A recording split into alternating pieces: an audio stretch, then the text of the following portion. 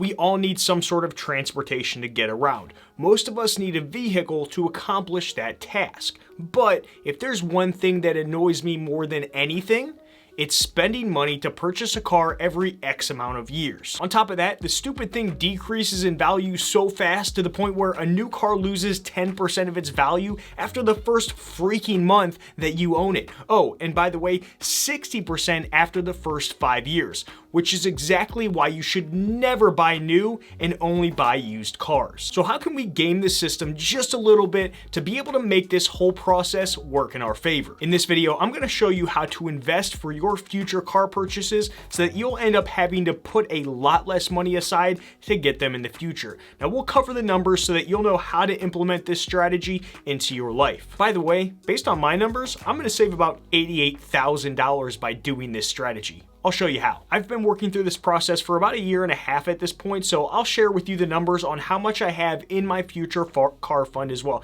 Future car fund, Jarrad. Now since starting this, I've improved the accuracy of my numbers, so you'll get the benefit from all of my personal experimenting so far. Hey, I'm Jarrad, and on this channel, we talk about all things personal finance, investing, and financial independence. After I cover these numbers, there are some extremely important things that you need to know regarding this strategy and how it works, so I encourage you to watch until the end. As always, I'm open to hearing your thoughts and additional constructive criticisms down in the comments below, so go for it. To understand the value of investing for your future car, we first need to take a look at the traditional route of saving up for a car. If you haven't done it yet, please do me a huge favor and Hulk smash that thumbs up button. Do it for my mom, because she thinks I'm a freaking loser making videos on the internet, and I kind of want to prove to her, hey, Mom, Jarrad's not a loser. I promise, people watch these videos. So here would be the strategy if you're going to save up for a car like the average person in a normal savings account. Now, we're going to use a return of 1%. Now, a lot of these numbers are going to be the same once I show you the investment strategy that I'm pursuing right now, and I'll break down all the numbers, but we need to get through this so you can understand and compare both of them. So we're going to expect a 1% return on your savings account. As we know, I think right now it's about 0.5%. So these numbers are probably a little bit inflated, but I had to pick something, so we're just going with 1% for now. We're going to assume that you're going to start this at the age of 30. So we're going to pretend like you're 30 years old right now and you just got a new car. So you won't need another car for another 8 years. And when I say new car, I'm talking used car, right? So just expect that. It's new to you, but it's a used car to everybody else, I guess. So you're starting at the age of 30. You're going to need a new car every 8 years. That's this plan. We have to expect inflation. So we're going to go with 2%. Over the past 10 years, it's been about 2%. We don't know what's going to be in the future, but we've got to put a number down there. So we're just going to expect 2%. And the car spend every 8 years is going to be a today's type $9,000 car. Now you might be saying, well, Jarrad, what kind of car is that? Well, I just purchased a $9,000 car. It is a 2017 Hyundai Sonata. So it's about 4 years old, I believe. And so if you like that kind of car, that's what you can get every 8 years with this breakdown. And it's a pretty nice car. Let me show you a picture. Here's a picture. It's a beautiful car. I love it. It works. It's great. It's not super luxurious, but it's not super low end. So it's just in the middle. I love it. I'm not a car person. So to make this strategy happen, you're going to have to, for the first 8 years, contribute $107 per month. So that would give you a monthly contribution of a little over $10,000. Now, your investment return from your 1% would be $366, which would give you a future value of $10,600. Now, we have to expect this isn't capital gains tax. This is going to be tax. It's going to be based on your income because this is going to be ordinary income for a savings account. But I'm just assuming I put a percentage and I kind of just extrapolated it down for the future years. So I picked something and went with it. It's not going to be perfect because I don't know what your situation is going to be, but it's good enough for now. So the available money you'll have to spend in 8 years at the age of 38 will be $10,500 after your taxes. And we're going to assume that you're going to be able to trade your current car in for $500. Maybe it's going to be more. I can't see it being less. Most dealerships are gonna give you $500 for your car. If anything, you can piece out the car and you can sell the doors and, I don't know, the hood and the bumper for $500 total. You're gonna be able to get at least $500 for trade-in or to piece it out. So there's $500 that we're knocking off the value. So the total spend that you'll have is gonna be $11,000. And the car that you'll be able to purchase in 8 years is going to be a $10,500 car because we're taking into account this 2% inflation. So today's 9,000 type car is actually going to cost you $10,500 in 8 years. That's why we have to account for this inflation because it's very important. So in that case, you're going to get your new car at the age of 38 right there, and then you're going to have $547 left over. So then you're going to plan on getting another car in 8 more years at the age of 46, the ripe age of 46. To make that happen, to have enough on hand, you're going to have to put aside $120. Same idea at the end, a car spend. So today's $9,000 type car is going to cost you $12,300, a little bit left over. So as you can see, as time goes on, if you look at the left here, you're going to have to set aside more and more money just to keep up with inflation and with that really crappy 1% return. It's not ideal. So over this time period, I did stop it at the age of 86 because after that age, I don't know, you can figure it out. We're going to see what happens. We might all have self-driving cars and everyone's going to be renting cars at that point. I have no idea, but I just ended this at 86 and all the future examples at 86. So if you don't like that, I don't know what to tell you. But the total contributions that you will be putting in over that time period, so from the age of 30 when you're starting this to the age of 86, is actually, so you're going to be putting aside $117 to pay for all of your future cars if you get one every 8 years. So that's if you put it in a savings account. Now let's look at what would happen if you instead decided to invest it using the investment strategy that I'm currently using. We're going to break down the numbers for you with this exact same format that I just showed you for the savings account. There's only a couple things that'll change and you'll see because it's really exciting. Okay, so this is the investment strategy. Let me break it down, right? We're going to start at the age of 30, just like we did before. We're going to get a new car every 8 years. We're going to assume a 2% inflation rate, and we want to get a today's $9,000 type car. If you're okay with that Hyundai Sonata, that kind of car.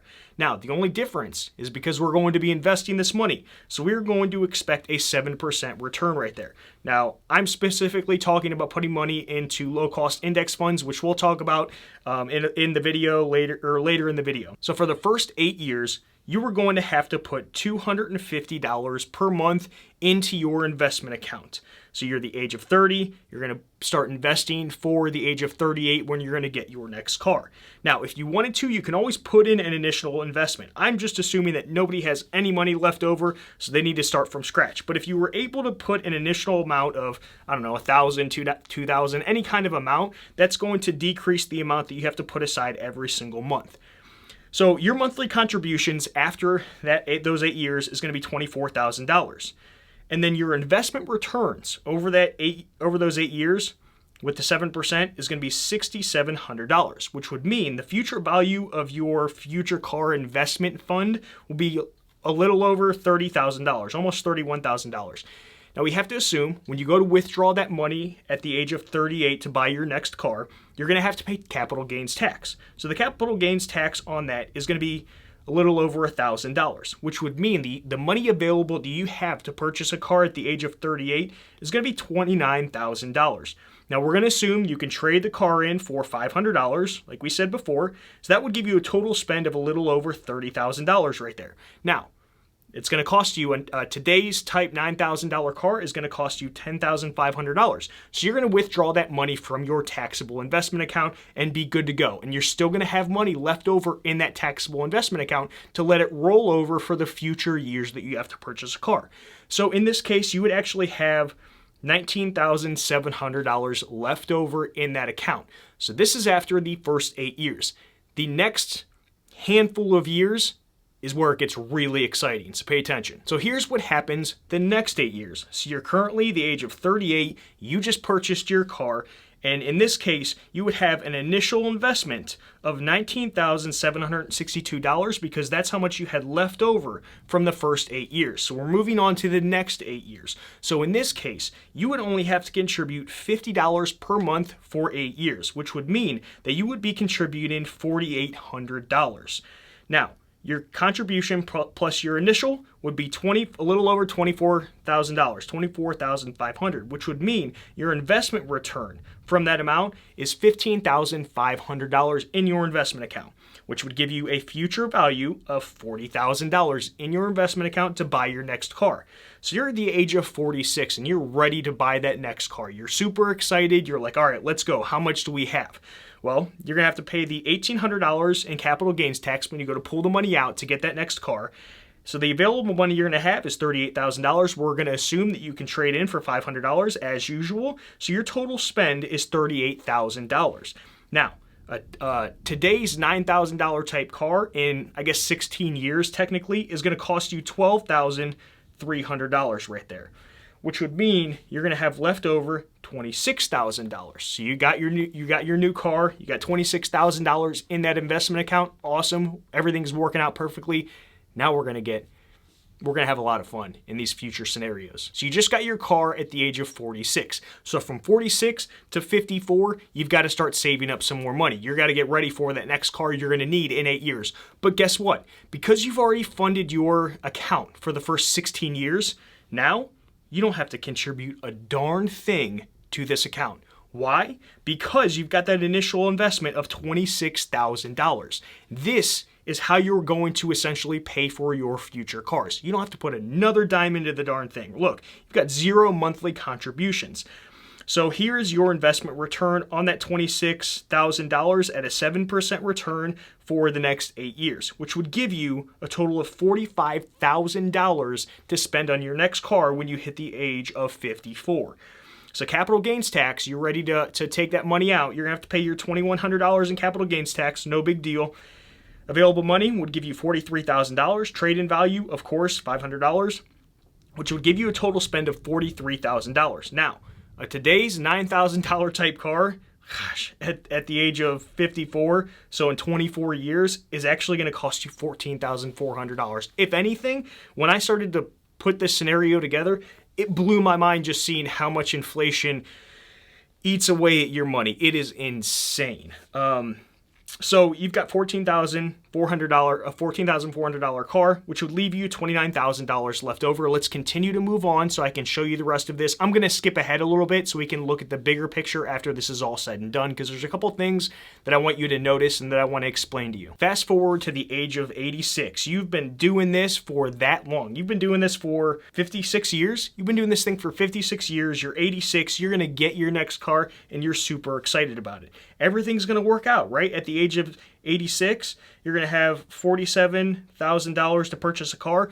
Today's $9,000 type car is actually going to cost you $27,000 by the time you hit the age of 86 if you start this at the age of 30, which is pretty nuts if you think about it, which would give you a leftover amount of $20,000. Now, what I want you to see is that this leftover column, right? It starts to go up as time goes on, but once you get to the 70-year mark, once you get to the 78-year mark, it starts to decrease. See how it went from 32 to 29? That's something to pay attention to.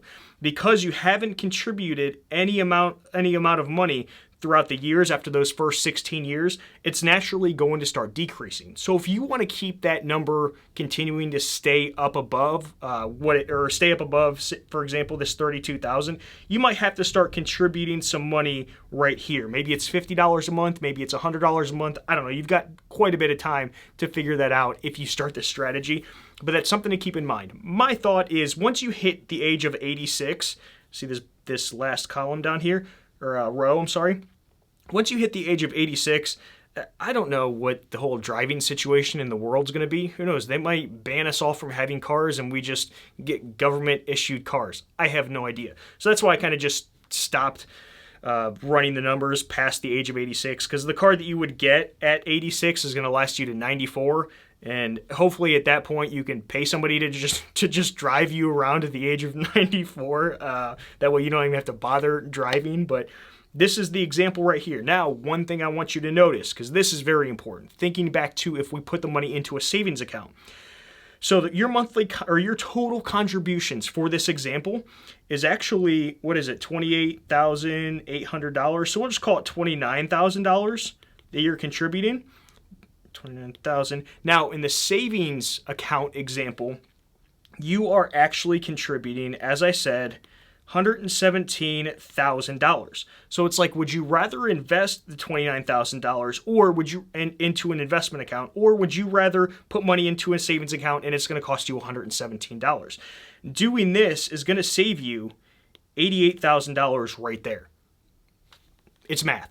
And I love math and I love investing. Before I continue with some of the important parts that you want to know, what do my current investments look like? Well, so far I've invested $5,400 or $5,450 is what it is. So I've been doing this for a year and a half. I've been doing the investment strategy, and my investments are now up to $6,452. So that's an earning of $1,000 right there, which actually comes out to, I believe it's 18%.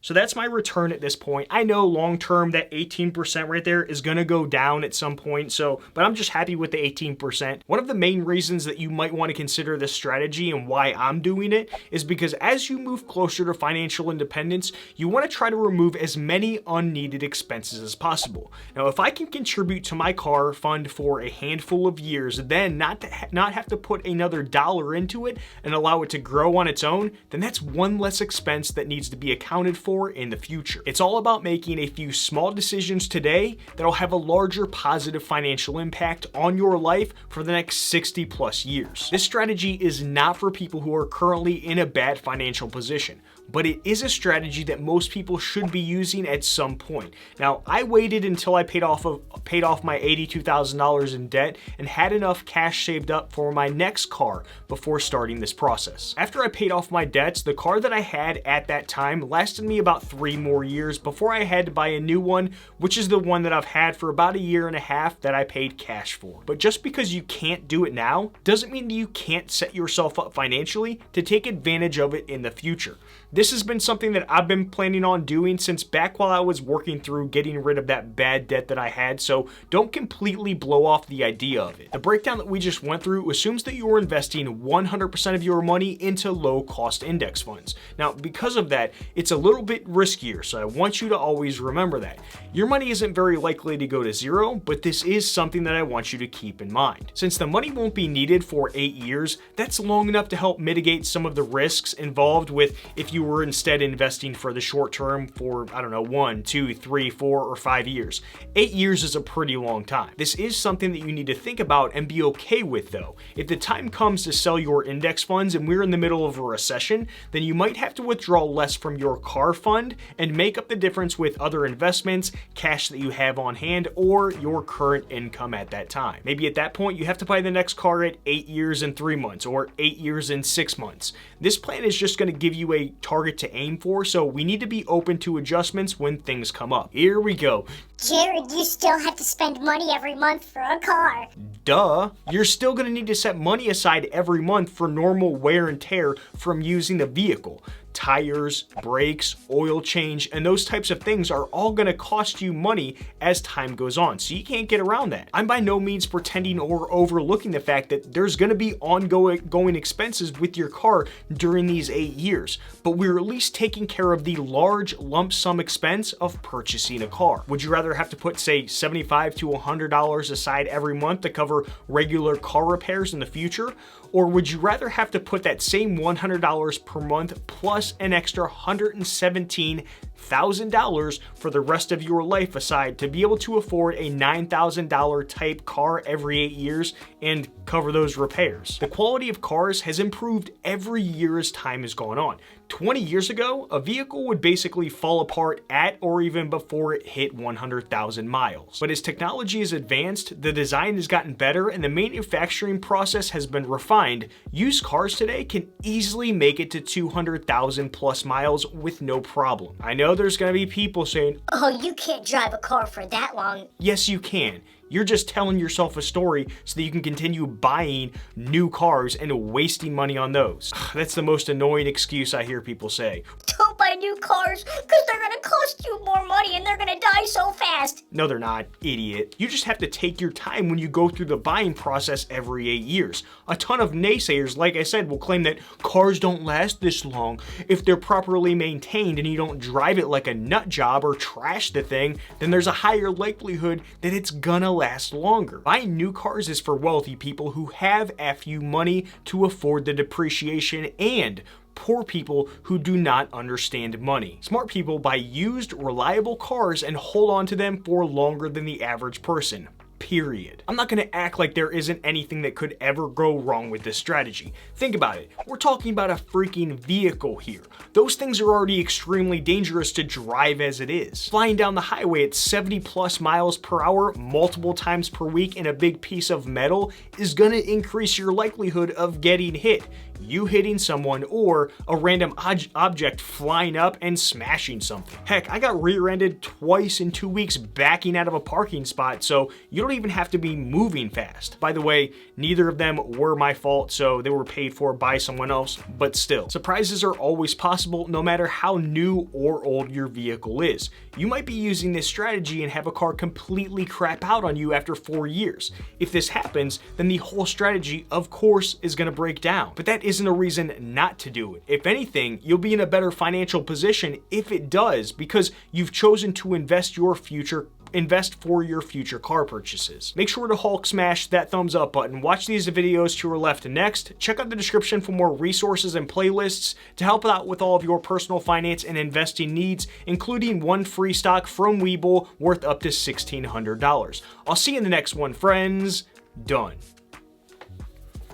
Done. Oh my gosh, Jarrad, you can't do that.